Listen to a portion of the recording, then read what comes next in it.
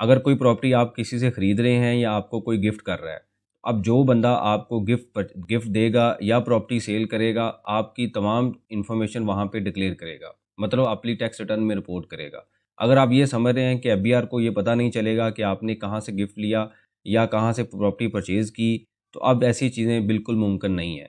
नए tax return form के मुताबिक प्रॉपर्टी बेचते हुए, ख़रीदते हुए या गिफ्ट देते हुए मज़ीद शर्तें ऐड की गई हैं। वो कौन सी कंडीशंस हैं, इसके पीछे एफबीआर का क्या लॉजिक है, क्या चाल है, आज के इस लेक्चर में इस कॉन्सेप्ट को स्टडी करते हैं। आप देख रहे हैं प्रैक्टिकल अर्निंग का, उसमें फ़हीम महबूब।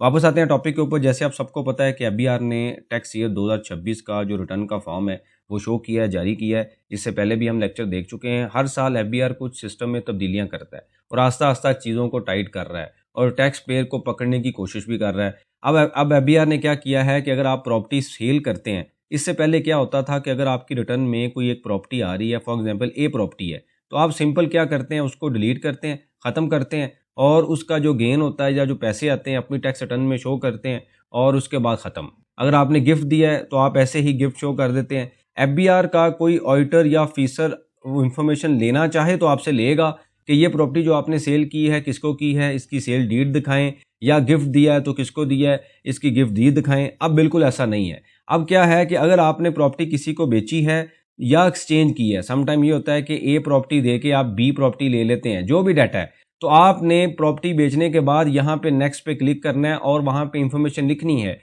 कि ये कौन से एरिया की प्रॉपर्टी थी, मुकम्मल एड्रेस लिखेंगे, उसके बाद जिसको बेची है उसका आईडी कार्ड नंबर लिखेंगे और हो सकता है यहाँ पे वो भी चीज़ें ऐड की जाएं कि इस पे मज़ीद जो है उसकी वैल्यू कितनी थी, आज की वैल्यू कितनी थी और डीसी रेट कितना था।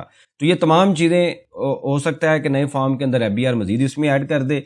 अगर इसी तरीके से आप किसी को गिफ्ट दे रहे हैं तो पहले सिंपल आप गिफ्ट शो करते हैं कि प्रॉपर्टी ये है, वो आपने गिफ्ट दे दिया किसी अपने रिलेटिव को और फैमिली मेम्बर को, और वहाँ से आप प्रॉपर्टी को डिलीट करते हैं और गिफ्ट में जाके उसको आउट कर देते हैं और जिसने गिफ्ट रिसीव किया है वो अपनी रिटर्न में गिफ्ट को शो कर देता है। अब क्या होगा कि जिस वैल्यू पे आप गिफ्ट दे रहे होंगे यही वैल्यू वो अपनी टैक्स रिटर्न में भी रिपोर्ट करेगा। तो और इसके बाद जब आप नेक्स्ट पे जाएंगे तो मुकम्मल डिटेल लिखेंगे और जिसने गिफ्ट रिसीव करना है उसका आईडी कार्ड नंबर भी मेंशन करेंगे। इससे पहले क्या होता है कि सिस्टम मैनुअल था, मतलब डिस्कनेक्ट था। जो एफबीआर का ऑफिसर है, क्लर्क है या जो सिस्टम है वो आइडेंटिफाई नहीं कर सकता बगैर ऑडिट के कि ये गिफ्ट किसने रिसीव किया या किसने गिफ्ट दिया। बस सिंपल रिटर्न में शो हो रहा होता है, दोनों की रिटर्न में ए भी शो करता है, बी भी शो कर देता है। लेकिन अब क्या होगा, अब अगर आप किसी को गिफ्ट देंगे तो सिस्टम खुद ब खुद एक रिपोर्ट जनरेट करेगा कि ये आईडी कार्ड नंबर है, इसने गिफ्ट रिसीव किया है और इतना एक्सपेंसिव गिफ्ट है, क्या इसने अपनी टैक्स रिटर्न फाइल की है और गिफ्ट रिसीव करने के बाद उसने क्या किया, क्या टैक्स सेविंग के लिए गिफ्ट तो नहीं दिया गया। इसके ऊपर पहले भी हम लेक्चर देख चुके हैं और जून के बाद मैं एक लेक्चर भी बनाऊंगा कि गिफ्ट को क्यों दिया जाता है और इसमें कितना हम टैक्स सेव कर सकते हैं, इसकी क्या प्लानिंग है, बाद में इसको देखेंगे।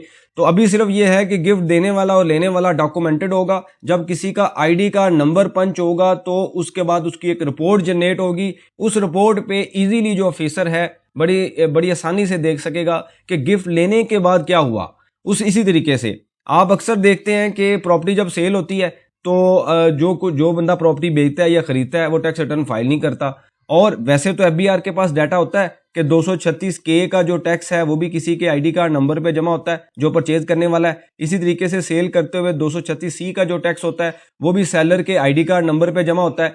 तो लेकिन एफबीआर के पास ये डाटा एक और इंफॉर्मेशन टैब है या इंफॉर्मेशन सॉफ्टवेयर है, वहां पे डाटा जाता है, वहां पे जाके वो चेक करें तो फिर पता चलता है कि इसने सेल किया, इसने परचेज किया। अब क्या होगा, अब ये होगा कि अगर आप किसी को प्रॉपर्टी बेच रहे हैं तो आप उस प्रॉपर्टी की कंप्लीट एड्रेस के साथ साथ उस बंदे का आईडी कार्ड नंबर भी आएगा और वो आईडी कार्ड नंबर पंच होगा। अगर ये प्रॉपर्टी किसी और टैक्स रिटर्न में ना रिपोर्ट हुई तो उसकी एक रिपोर्ट जनरेट हो जाएगी और फौरी तौर पर जो ऑफिसर है उसके लॉगिन में आएगी और वो उसको इन्वेस्टिगेट कर लेगा कि अगर एक बंदा किसी मिस्टर ए को प्रॉपर्टी जो है वो 10 मिलियन की 1 करोड़ की बेच रहा है तो मिस्टर बी ने तो प्रॉपर्टी कहीं पे भी शो नहीं की, उसकी आईडी उसकी टैक्स रिटर्न में आई नहीं रही, तो फौरी तौर पे जिस बंदे ने प्रॉपर्टी परचेज की है उसको नोटिस जाएगा या उसको पकड़ने की कोशिश की जाएगी कि आपने फलां जगह से इतनी प्रॉपर्टी ली है, बताएं पैसे कहाँ से लिए हैं। तो टाइम के साथ साथ जो टैक्स रिटर्न की चीज़ें हैं वो अपडेट भी हो रही हैं, मुश्किल भी हो रही हैं और जितने भी चोर रास्ते हैं उसको बंद किया जा रहा है। इसी वजह से इन सारी चीज़ों को समझना इसलिए ज़रूरी है